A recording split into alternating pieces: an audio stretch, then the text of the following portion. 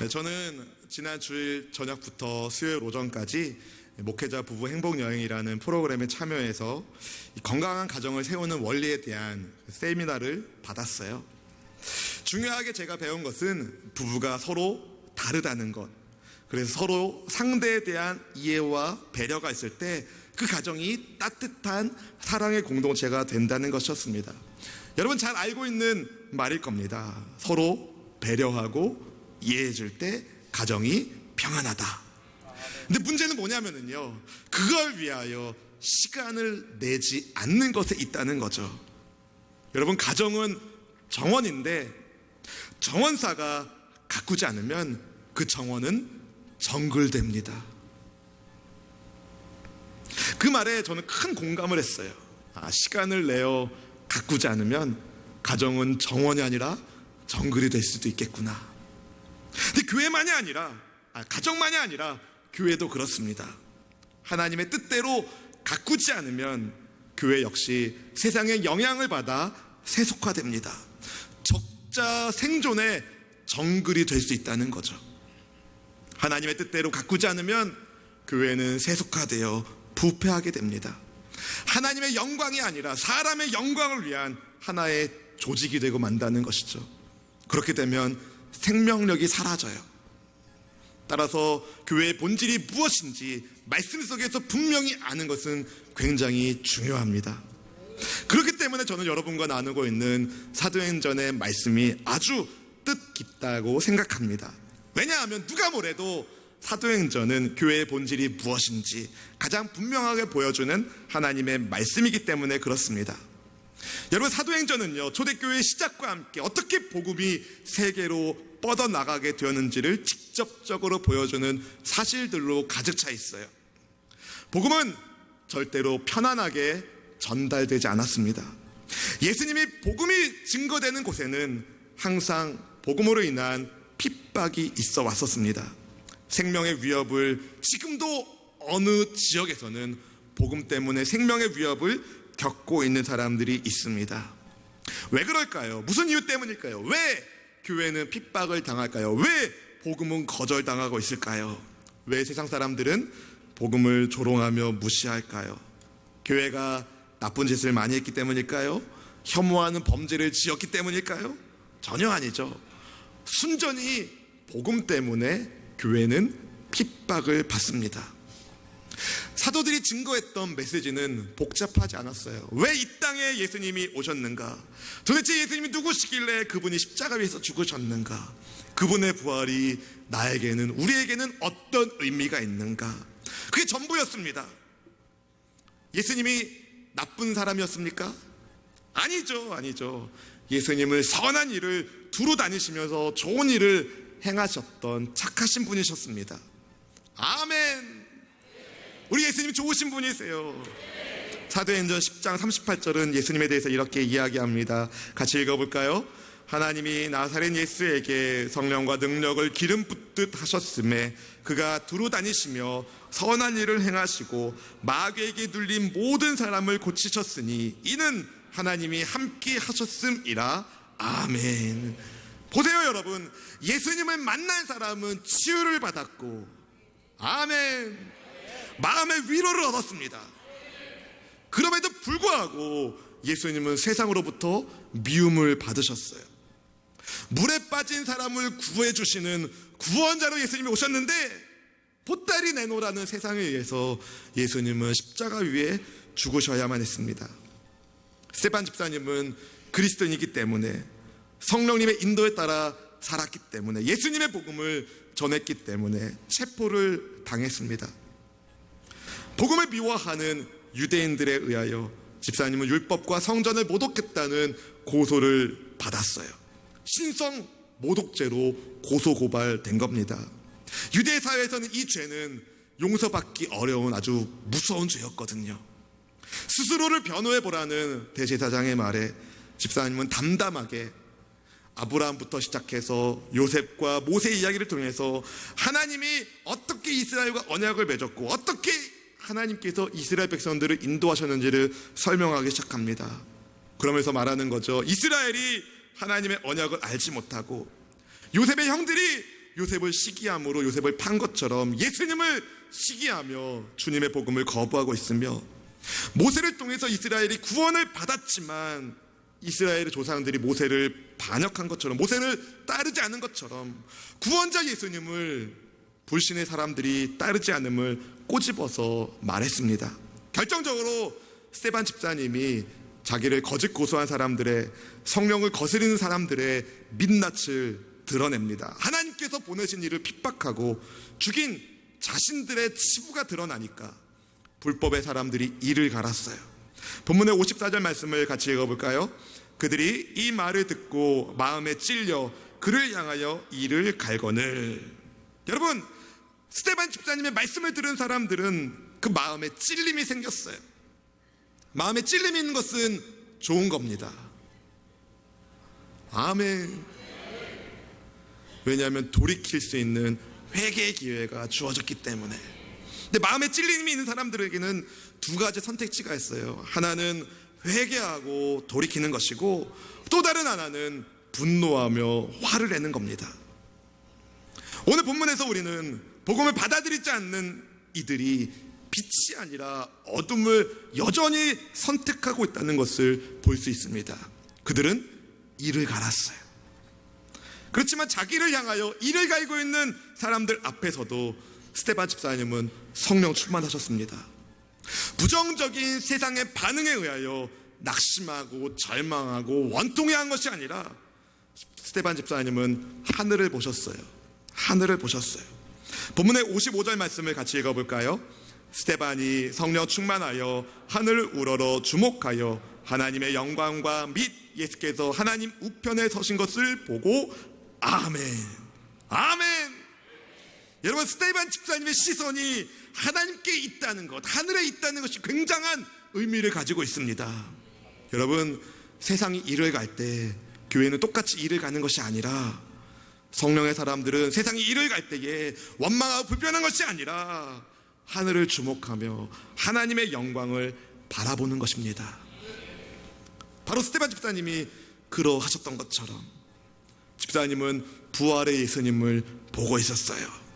마음이 청결한 집사님의 마음에, 눈에 하나님의 영광이 보이기 시작했습니다. 부활의 예수님께서 보좌 우편에 서 계신 것을 보고 있었어요. 그래서 집사님은 자신을 거짓 고소한 불법의 사람들에게 이렇게 전합니다. 56절 말씀 읽어볼까요? 말하되 보라, 하늘이 열리고 인자가 하나님 우편에 서신 것을 보노라 한데 아멘. 저는 여러분에게 그 영안이 열려지고 하나님의 영광을 보는 은혜가 있기를 바랍니다. 근데 본문에 나오는 불신의 사람들, 예수님의 복음을 박해하며 거절하는 사람들, 이 사람들은 영안이 여전히 닫혀져 있었어요. 그래서 큰 소리를 지르면서 조용히 해!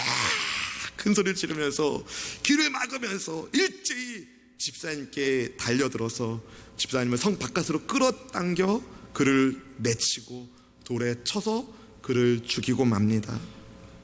본문의 57절 58절 말씀을 같이 읽어봅시다. 그들이 큰 소리를 지르며 귀를 막고 일제히 그에게 달려들어 성 밖으로 내치고 돌로 칠세, 증인들이 옷을 벗어 사울이라 하는 청년의 발 앞에 두니라. 여러분, IBP에서 나온 성경 배경 주석에 보니까 당시 유대인들이 돌로 사람을 쳐서 죽일 때 어떻게 했는지 이렇게 설명하고 있더라고요. 2m쯤 되는 구덩이에 사람을 집어 던지고 가슴을 향하여 큰 돌을 집어 던졌다고 합니다. 그들의 얼굴은 어떤 얼굴이었을까요? 그 돌을 맞고 계시는 스데반 집사님의 얼굴은 어떤 얼굴이었을까요? 천사의 얼굴을 가지신 집사님과 달리 복음을 박해하는 이들의 얼굴은 인상으로, 악마의 얼굴로 그렇게 보였을 것입니다. 이 사람들은 육에 속해 있었어요. 사람의 생명을 해치는 것에 대해서 전혀 거리낌이 없는 불법의 사람들, 악한 일에 열심을 내는 사람들, 그 사람들 가운데 사울도 있었어요. 사울은요, 공부 많이 한 사람이에요. 똑똑한 사람이에요. 남다른 감수성 있는 사람이에요.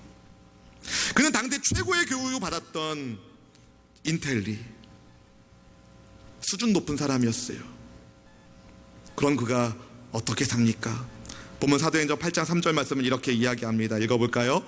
사울이 교회를 잔멸할 때 각 집에 들어가 남녀를 끌어다가 옥에 넘기니라. 여러분, 사울은요 스데반 집사님의 죽음을 당연히 여기면서, 마땅히 여기면서 예수님을 따르는 사람들을 핍박했습니다. 잔멸시키기 위해서, 교회를 잔멸시키기 위해서 사람을 잡아다가, 예수님 믿는 사람들을 잡아다가 옥에 넘기는 일에 힘을 냈습니다. 왜 이렇게 유명한 똑똑한 사람들이, 왜 세상의 유명한 사상가들은 때때로 교회를 조롱하며 핍박할까요? 여러분, 사는 세계가 달라서 그래요. 가치관이 달라서 그래요. 그리스도 예수 안에 있는 성도는요 새로운 피조물입니다. 그냥 새 옷 갈아입은 정도가 아니라 이 뼛속부터 새로운 존재로 새로운 피조물이 됩니다. 누가요? 예수님을 믿는 성도가. 그러니까 생각이 달라지죠. 가치관이 달라지죠. 삶의 목적이 달라집니다. 이것을 어둠의 세상이 내버려 두지 않는 거예요. 그래서 교회를, 성도를 핍박하고 조롱하는 것입니다. 사랑하는 수원수목의 성도 여러분, 인터넷으로 방송으로 말씀을 듣는 성도 여러분, 교회를 핍박하는 이들의 배후에는요 어둠의 세력이 있어요. 영적인 어두운 세력의 배후에 있다는 것을 잊으면 안 됩니다. 그 세력과 교회는 필연적으로 영적 전쟁을 하고 있어요. 왜냐하면 교회는 어둠에 속해 있지 않기 때문에, 빛의 나라인 하나님 나라에 속해 있기 때문에, 성도는 하나님 나라의 백성이기 때문에. 스데반 집사님을 거짓 고소한 무리들은요 자기들 나름대로는 잘 배웠다고, 사회적인 지위도 좀 괜찮다고, 사람들에게 인정받는 사람들이었어요. 그렇지만 그 사람들의 삶의 기준은 사실은 말씀이 아니라 자기 자신이었습니다. 육신에 속해 있었던 그 사람들은 성경을 문자로는 읽었을지 모르지만 말씀에 순종하진 않았어요. 그래서 스데반 집사님이 말씀으로 그들의 실체를 드러내니까 이를 갈면서, 적개심을 보이면서 집사님을 끌어내어 돌에 쳐 죽인 것입니다. 근데 이렇게 악한 사람들과 달리 돌에 맞아 죽어가면서까지 스데반 집사님은 착한 사람의 삶을 사셨어요. 선한 일에 힘을 냈어요. 그래서 목숨이 끊어지는 그 순간에도 자기의 영혼을 예수님께 맡기면서 이렇게 죄인들을 위하여 기도했습니다. 우리 사도행전 7장 59절 60절 말씀 읽어볼까요? 그들이 돌로 스데반을 치니 스데반이 부르짖어 이르되 주 예수여 내 영혼을 받으시옵소서 하고 무릎을 꿇고 크게 불러 이르되 주여 이 죄를 그들에게 돌리지 마옵소서, 이 말을 하고 자니라. 아멘. 여러분, 스데반 집사님은 죽음의 순간조차 예수님을 닮았어요. 예수님을 닮았어요. 여러분은 예수님을 닮으셨습니까? 그는 사나 죽으나 예수님의 사람이 분명했어요. 여러분은 누구의 사람입니까? 스데반 집사님은 죽음을 두려워하지 않았어요. 공포심으로 떨거나 당혹스러워하지 않았어요. 담담히 죽음을 맞이했습니다. 어떻게 그럴 수 있었을까? 스데반 집사님은 죽음 너머에 영생의 나라를 보고 있었어요. 하나님의 영광이 눈앞에 보이는데 그깟 죽음이 무슨 상관이겠습니까? 무슨 대수이겠습니까? 보좌 우편에서 자기를 위하여 일어나 계신 예수님이 눈앞에 보이는데, 자기가 생명을 걸고 믿고 있는 예수님이 부활의 주님이신 것을 확신 가운데 보고 있었는데, 이 땅에서의 삶이 후회스러울 이유가 하나도 없었던 것이죠. 이런 확신이 여러분에게도 있습니까? 있어야 합니다. 스데반 집사님의 죽음은 그것이 끝이 아니라 예루살렘 교회를 향한 박해로 확산되기 시작했어요. 사도행전 8장 1절 말씀은 이렇게 말합니다. 읽어보겠습니다. 사울은 그가 죽임당함을 마땅히 여기더라. 그날에 예루살렘에 있는 교회에 큰 박해가 있어 사도 외에는 다 유대와 사마리아 모든 땅으로 흩어지니라. 여러분, 불신의 세력들이, 어둠의 세력들이 세상이 교회를 흩고 분열시키게 하고 잔멸하려고 했습니다. 성도들을 옥에 가두는 방식으로 핍박하기도 했습니다. 예수를 부인해라, 그러면 풀어주마. 복음을 부인해라, 그러면 풀어주마. 그러나 그들은 예수님으로 인하여 옥에 갇히는 것을 두려워하지 않았어요. 근데 놀라운 것은요, 그렇게 해서 교회가 없어지지 않았다는 거예요. 오히려 복음은, 교회는 확산되기 시작했습니다. 이게 여러분, 교회가 가지고 있는 생명력인 거예요. 사랑하는 수원수의 성도 여러분, 주님의 교회는 이러한 생명력으로 충만해야 됩니다. 아멘. 어떤 일이 있다 하더라도 하나님의 나라의 영광을 위하여 복음이 확산되어져 가는 것. 스데반 집사님의 죽음은 많은 성도들에게 슬픔을 주었지만, 그래서 그를 장사 지낼 때 경건한 성도들이 눈물을 흘리며 울었지만, 박해로 인한 흩어지게 된 그리스도인들은 여전히 복음을 전하는 것을 멈추지 않았어요. 자기들도 복음 때문에 스데반 집사님과 같은 처지가 될지 몰라도 두려워하지 않았어요. 오히려 성도들이 있는 곳에 어디선가 복음의 메시지는 계속 전해지고 있었어요. 핍박을 통해서 그리스도인들이 흩어짐으로 교회는 예수님께서 사도행전 1장 8절에서 말씀하신 그 말씀을 이루어가기 시작했습니다. 사도행전 1장 8절 말씀 같이 읽어볼까요? 오직 성령이 너희에게 임하시면 너희가 권능을 받고 예루살렘과 온 유대와 사마리아와 땅끝까지 이르러 내 증인이 되리라 하시니라. 아멘. 사랑하는 성도 여러분, 하나님은 스데반 집사님의 순교를 통하여 교회를 깨우셨어요. 예루살렘에만 머물러 있었던 복음이 스데반 집사님의 순교를 통하여 교회에 박해가 일어나니까 그 복음이 온 유대를 넘어서서 사마리아를 넘어서서 땅끝으로 확산되기 시작했어요. 세상이 아무리 뭐라 해도, 세상이 아무리 박해하고 방해해도 하나님은 하나님의 뜻을 이루어 가십니다. 여러분의 삶을 통하여 하나님의 아름다운 뜻이 이루어지기를 축복합니다. 어쩌면 스데반 집사님의 죽음은 아직 부활의 예수님을 만나지 못했던 사울에게는 쓸모없는 낭비된 죽음처럼 느껴졌을지도 모릅니다.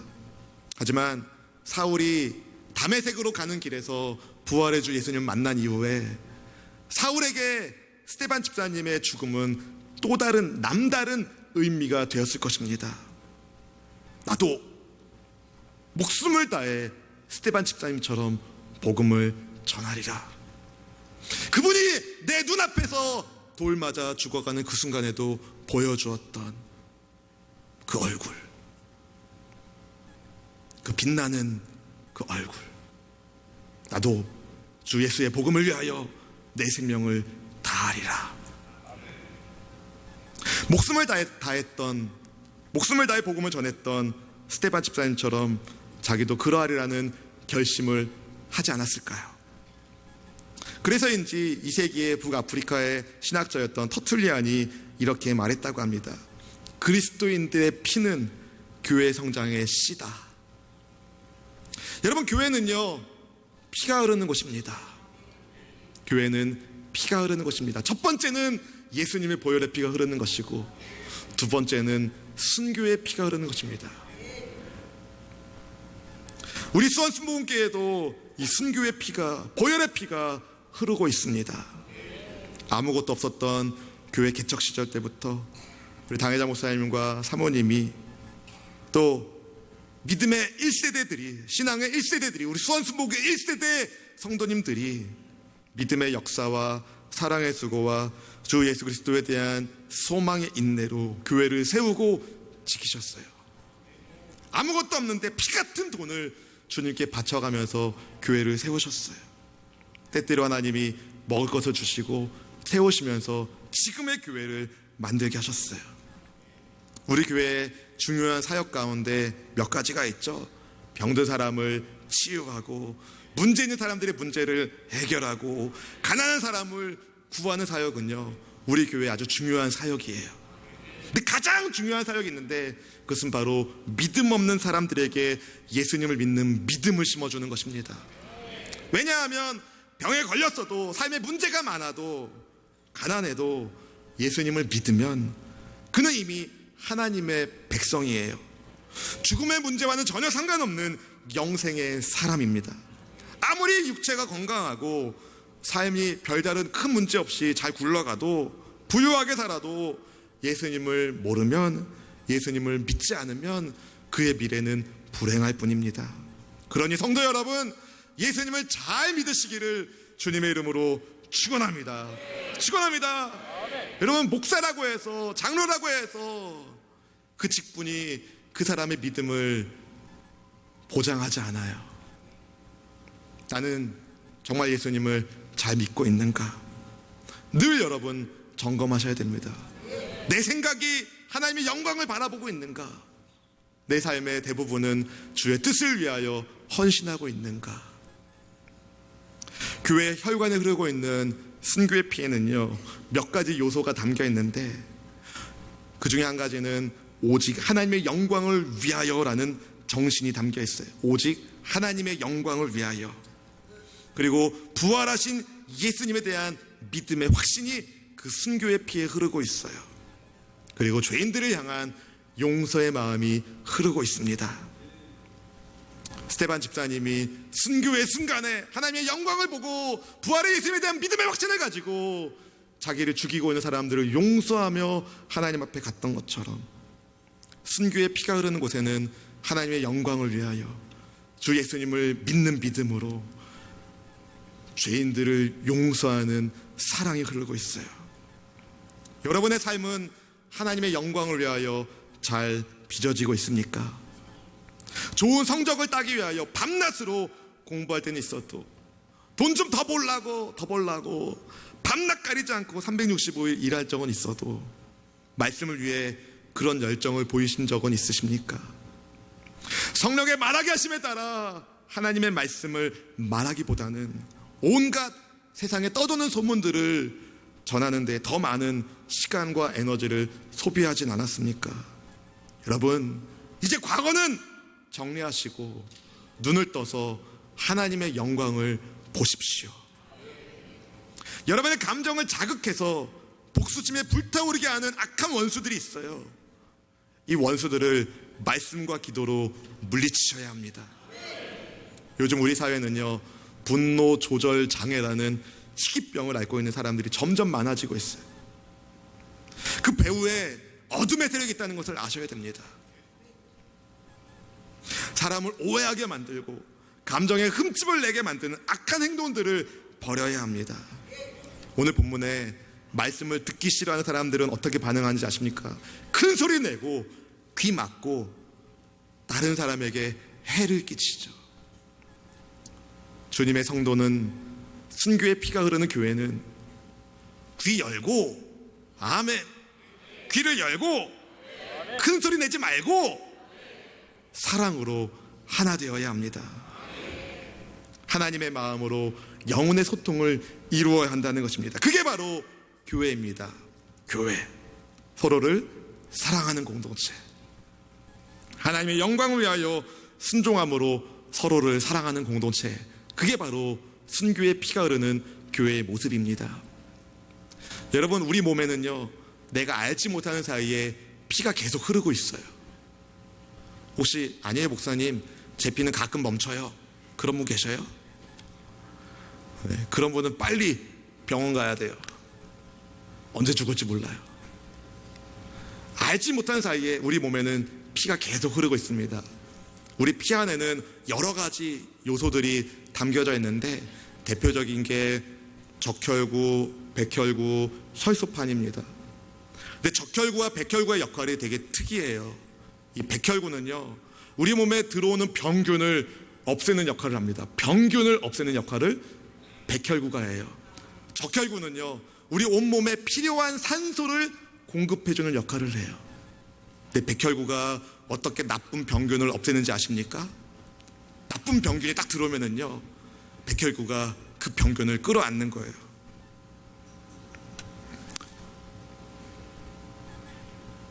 나쁜 병균을 끌어안음으로 백혈구가 그 나쁜 것을 치료합니다. 적혈구가 산소를 공급하는 방법은요, 산소를 운반하고 필요한 것에 다 주는 거예요. 남김없이 주는 것. 여러분, 백혈구는 나쁜 병균을 사랑으로 녹이고 적혈구는 사랑으로 남김없이 산소를 공급하죠. 교회에 흐르는 순교의 피는요, 이 사랑이 있는 거예요. 어떤 사람이라도 안아주고 어떤 사람이라도 끝까지 사랑하는 것. 그게 바로 예수님께서 저와 여러분을 위하여 죽으신 까닭입니다. 나 같은 것도 주님이 끌어안아 주셨고 나 같은 것도 아낌없이 생명을 주셨기 때문에 오늘 저와 여러분이 하나님의 자녀가 된 것입니다. 최고의 사랑은 사랑하는 거예요. 최고의 순교의 피는, 교회에 흐르는 순교의 피, 최고의 사랑은 생명을 주는 것, 사랑을 나누는 것. 그러니 여러분, 2017년도 복음 증거에 힘을 내시길 바랍니다. 하나님의 사랑 우리가 다 녹아져서 그 어떤 얼어붙은 심령이라 할지라도 예수님의 사랑 안에 다 녹아져서 주의 영광의 빛이 순교의 피가 흐르는 교회를 통하여 아름답게 이루어지기를, 올 한 해 뜨거운 영혼의 구원의 감격이 여러분 모두에 있기를 주님의 이름으로 축원합니다. 축원합니다.